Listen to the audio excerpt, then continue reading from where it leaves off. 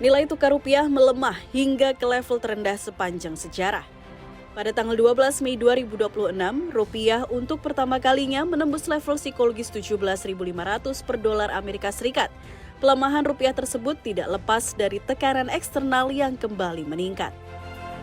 Pelaku pasar keuangan kembali khawatir dengan perkembangan konflik geopolitik di Timur Tengah yang belum kunjung mereda seiring adanya pernyataan Presiden Amerika Serikat Donald Trump yang meragukan keberlanjutan gencatan senjata dengan Iran dan menolak tawaran damai terbaru dari Teheran. Selain itu, laporan yang menyebut Trump akan bertemu dengan tim keamanan nasionalnya untuk membahas kemungkinan dimulainya kembali operasi militer di Iran juga menambah kekhawatiran pasar. Berlanjutnya konflik Timur Tengah memicu kenaikan harga komoditas energi, khususnya minyak, yang didistribusikan melalui Selat Hormuz, jalur vital untuk perdagangan minyak dunia yang ditutup oleh Iran sebagai respons atas serangan Amerika Serikat dan Israel ke negara tersebut. Kenaikan harga energi pada akhirnya akan memicu kenaikan inflasi di berbagai negara dan mempengaruhi kondisi perekonomian. Fenomena itu pun membuat investor khawatir dan cenderung memburu dolar Amerika Serikat sebagai aset safe haven. Dan langkah itu pun memicu penguatan dolar Amerika serta memukul mata uang negara lainnya termasuk mata uang negara-negara di Asia tak terkecuali rupiah. Pada 12 Mei 2026, rupiah menjadi mata uang terlemah kedua di ASEAN setelah peso Filipina. Rupiah yang melemah memicu kekhawatiran terkait dampaknya bagi perekonomian. Barang-barang impor atau produk dengan bahan baku impor akan semakin mahal dan pada akhirnya dapat menyebabkan kenaikan inflasi. Posisi cadangan devisa Indonesia pun berpeluang terus tergerus jika pelemahan rupiah terus terjadi. Dan faktanya, cadangan devisa Indonesia memang terus turun sejak awal tahun 2026 ini. Pada akhir Desember 2025, cadangan devisa RI berada di level 156,5 miliar dolar Amerika Serikat.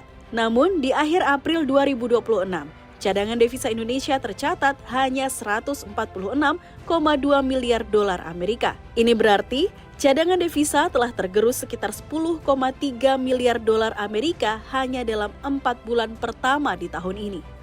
Menyikapi pelemahan nilai tukar rupiah yang tak kunjung reda, Gubernur Bank Indonesia Peri Warjio mengungkapkan bahwa rupiah terbilang undervalued atau tidak sesuai dengan fundamental perekonomian Indonesia yang dinilai masih baik.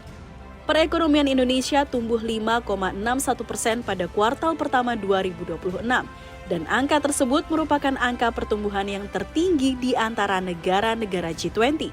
Di sisi lain, angka inflasi Indonesia masih tetap terjaga di kisaran target Bank Sentral, yaitu 2,5 +- 1%, tepatnya di 2,4% secara tahunan pada bulan April 2026.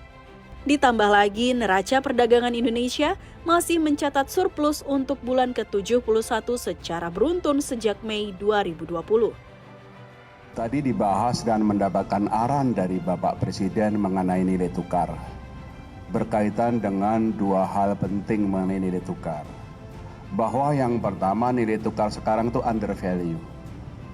Undervalue dan ke depan kita yakini akan stabil dan menguat. Kenapa undervalue? Tadi disampaikan oleh Pak Menko Bergon, fundamental kita itu kuat. Pertumbuhan sangat tinggi, 5,61%, inflasi rendah. Kredit juga tumbuh tinggi, cadangan devisa juga kuat. Nah, ini adalah fundamental yang menunjukkan mestinya rupiah itu akan stabil dan cenderung menguat. Nah, kenapa dalam jangka pendek ini ada tekanan-tekanan nilai tukar? Sebabnya ada dua, yaitu ada faktor global dan kemudian pada faktor-faktor musiman. Faktor globalnya apa? Yang menyebabkan tekanan nilai tukar dalam jangka pendek ini adalah satu, harga minyak yang tinggi. Dua, suku bunga Amerika yang juga meningkat tinggi. Yield yield US Treasury 10 tahun sekarang adalah 4,47%. Demikian juga dolar yang menguat. Dan Pak Menko tadi mengatakan terjadinya pelarian modal dari emerging market termasuk Indonesia. Nah, memang dalam secara musiman April, Mei, Juni ini memang permintaan terhadap dolarnya tinggi. Ada untuk pembayaran repatriasi dividen, ada pembayaran utang dan juga untuk jemaah haji. Tapi rupiah adalah under value dan ke depan akan stabil dan cenderung menguat.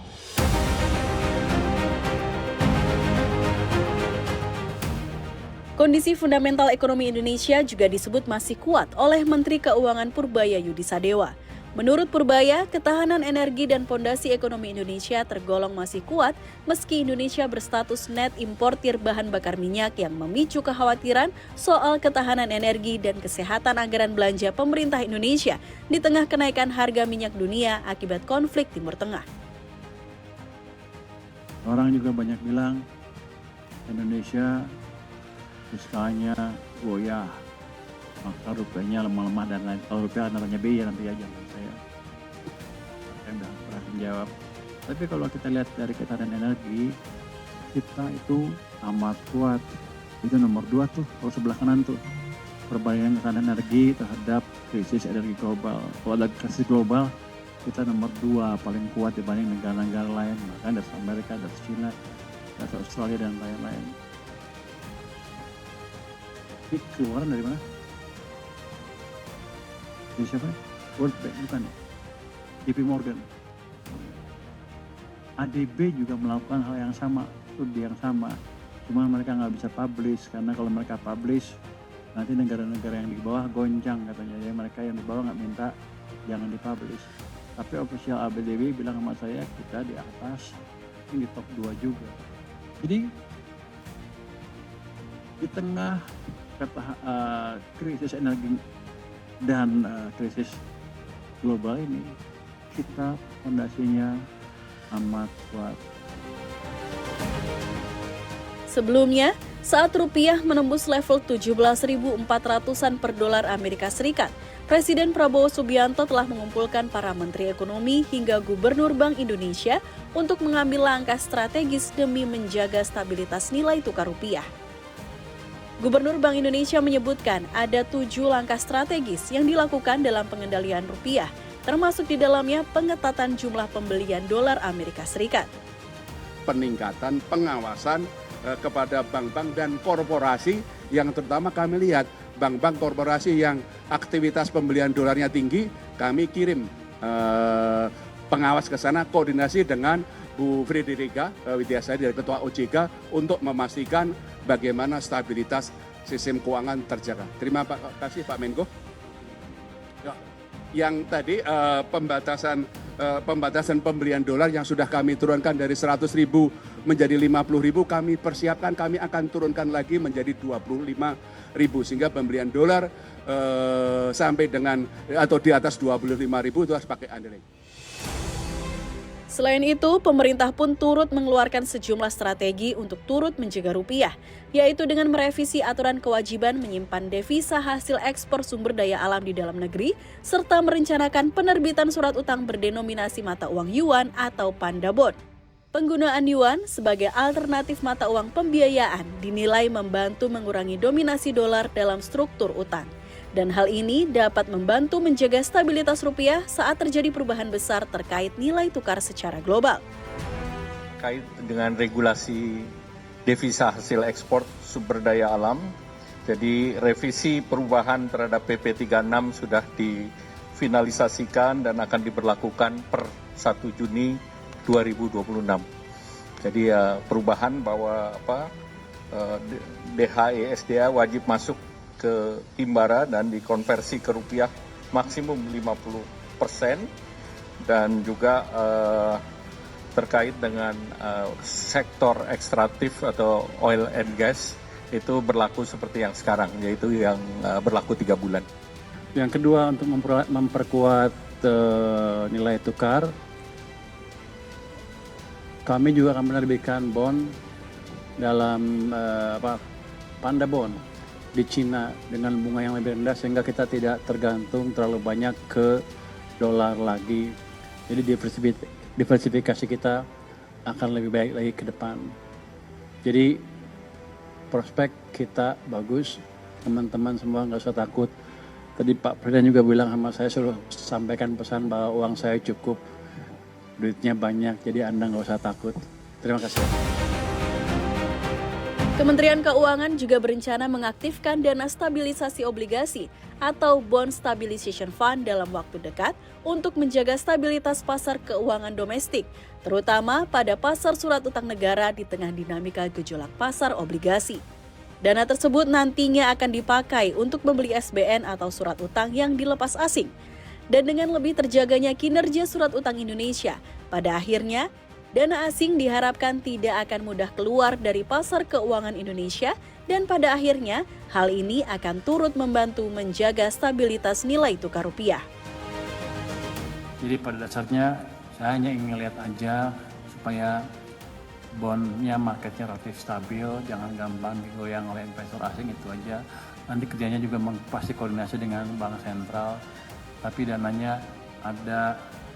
Kalau fund betulan kan desain lamanya itu ada beberapa lembaga yang terlibat, antara lain keuangan dan seluruh SMT yang di bawah keuangan itu bisa ikut membantu ketika kita melakukan stabilisasi harga bond. Itu utama, jadi bukan salah saja. Dan kalau lihat volumenya yang keluar selama ini kelihatannya nggak besar-besar amat, harusnya sih dana kita cukup. Urgensinya cuma itu, menjaga harga bond kita supaya stabil, supaya tidak menimbulkan kegaduhan di pasar modal kita.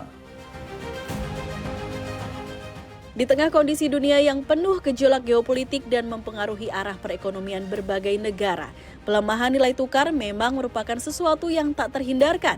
Namun, berbagai langkah strategis yang inovatif perlu terus dilakukan untuk menjaga gerak rupiah agar tidak semakin melemah dan memukul perekonomian masyarakat luas.